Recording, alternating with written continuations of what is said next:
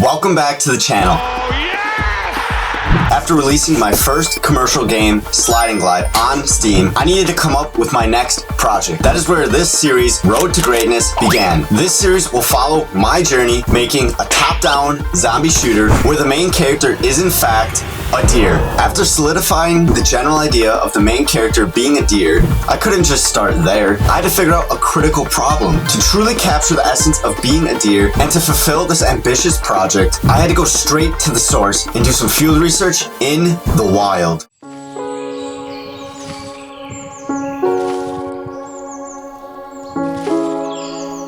Here is where nature is really able to thrive, and just the wilderness allows for nature to take its course without human disrupting it. And that is why we're out here doing field research and really seeing what a deer's experience is like out in nature. This is very important for the game to have the best experience possible as a deer. This is why we are out here researching nature in its most purest and surreal form.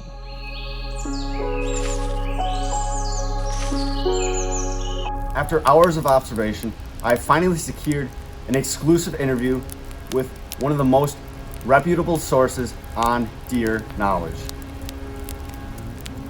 This is Reginald. He has seen things and he's been through things. Now, Reginald, tell me, what is an average experience like on a day-to-day basis? Mate, it's a non-stop exercise in tactical grass consumption and split-second predator evasion, where one misstep means you're either dinner or a horde ornament. Fascinating, truly inspiring. And of course, we could not forget the rest of our esteemed panel of experts. We have Jerry, Barry, Ron, and Don. We could have not done this without all 5 of these experts. Now, let's get back to the desk.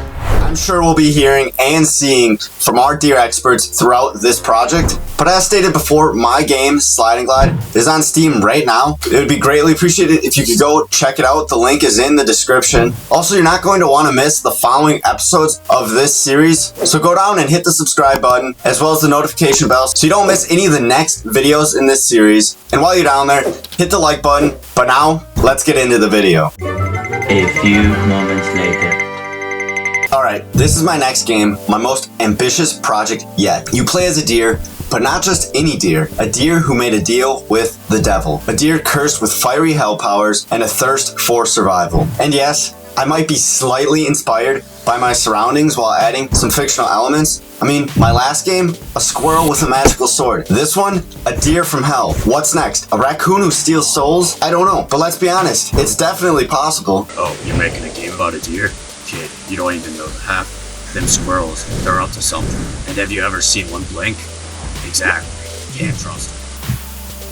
Okay, unlike Sliding Glide, where I designed everything around the sprites that I drew first, this time I just started with a bare bones prototype with just colored squares. And since this is the most ambitious project yet, and it's going to be a top-down shooter, I got right into creating the weapon system for this game. Enter the Hyper Module Lethal Loadout Integrated Recombination and Experimental System, or the Himmelres. This will allow me to produce infinite amount of guns given the time. The name, of course, was meticulously crafted by Jerry, aka Professor Antlerstein. Yes, the Himmelres, named using the ancient principles of delinguistic quantum dynamics. Some say I just threw words together, but the way to understand is that in the 12th century, deer scholars discovered that the modular weapon follows the Fibonacci sequence, then applied to infernal ballistic theory. It's basic science, really. Thanks, Jerry. Now every gun is built with interchangeable parts and obviously with the base stats that you would expect in a weapon system like damage and fire rate, but this system allows me to add post-hit effects and special abilities tied to the stock part, as well as elemental effects corresponding to different bullets. These different variables a gun can have will allow me to create widely different guns. Guns. Lots of guns. Yes! Yes! Let this man cook! The options are limitless, and that wraps up the initial idea for this game. So now I want to start expanding this idea and push this prototype even further. A few moments later. To push this prototype even further, I wanted to expand the combat and double down on this being my most ambitious game yet. First, I needed to fix a major issue I spotted right away. When you run out of ammo with all your guns, you have no way to deal damage and get more money from the enemies. And that's kind of a problem. But to fix this, I added a dash ability. This works as a way to escape danger in a pinch, but it also can deal damage to enemies and push them out of the way. The idea behind this is that the deer has antlers, I might as well let him use them. And because of that, the deer pushes the enemies out of the way and deals a small amount of damage when he hits them. Oh my gosh, this mechanic adds so much depth to the game. How did you think of this? Yes, Barry, a dash ability. So revolutionary and never seen before in video games. But to make the combat even more fun, which is very important, I decided to make the enemies even smarter, which is one thing my last game, Sliding Glide, kinda lacked in. I did this by improving enemy pathfinding, as well as creating dynamic enemy spawners that strategically place the enemies depending where the player is, among other factors. With enemies smarter, let's go back to the Himores. As I stated before, this system allows me to create an infinite amount of guns. With so many possibilities, I needed a way to organize them while pushing my creativity. Enter weapon packs. Each pack follows a base theme. Pack 0, it's just the basics. Stuff you would find in any shooter. Assault rifles, shotguns, and even an RPG. But this is only the beginning. Every new pack will push my creativity and design skills even further, making this game's arsenal truly unique. And of course, because of the Himores, guns can be mismatched and combined, creating the opportunities for some wild loadouts. Any part can attach to another part with some limitations. Each part is in a category. There's the barrel, the body, the stock, and the magazine. So you can't have more than one magazine or more than one barrel. But what I really mean by mismatch and combine is you could have a shotgun stock and a sniper barrel and just an LMG magazine and just create some wild combinations. And players will also be able to carry 2 guns. So you can have 2 crazy combinations that create a synergy that no other game can allow you to do. And that's all because of the Himores. But really, this is just the beginning. And now I want to make game systems that go hand in hand with the Himores. A few moments later. With the Himores in place, I need a way for the players to actually get guns. My solution? A station that spits out a random gun when a certain price is paid. But to make the early rounds manageable, but later rounds more challenging, the Infernal Reliquary, which is what this station will be called, has 2 phases. The first one being early rounds. It gives out fully built guns like a pump shotgun or an SMG. And then later rounds, it starts spitting out randomly generated weapons, built from a mix of different parts. And since the player can only hold 2 weapons, and if both slots are full, it will straight up steal the weapon the player is holding out and replace it with a new one. Yo, will this Infernal Reliquary of yours have a chance to give me some food? Because I forgot to pack my lunch, and I'm starving, bro. Ron, if there's ever a weapon made out of food, you can have it. But for now, no food guns. Next, I added a station called the Hellforge. Every time you play, the Hellforge starts dormant, and to activate it, you must complete a trial. 3 orbs will spawn, and you must scour the map and find them. Once that's done, the forge is yours, if you have the money for it. Using the Hellforge, you can insert a weapon, wait a few seconds, and then it'll spit the weapon back out. But now the weapon is stronger, faster, and will have a higher pitched firing sound to make the upgrade really feel tangible. Here's a station that really shows that this is my most ambitious game yet. The Harvester's Altar. This is a high-risk, high-reward system that allows you to take a gun that has parts that you like and break it down into each individual part. You insert the weapon of your choice and a protection sequence begins. Enemies will aggressively target the altar, trying to destroy it. While this is happening, the altar is slowly dismantling your gun part by part and saving each part as they finish. If the altar is destroyed before it's fully complete, any uncollected parts are lost forever. But the ones that were saved in time,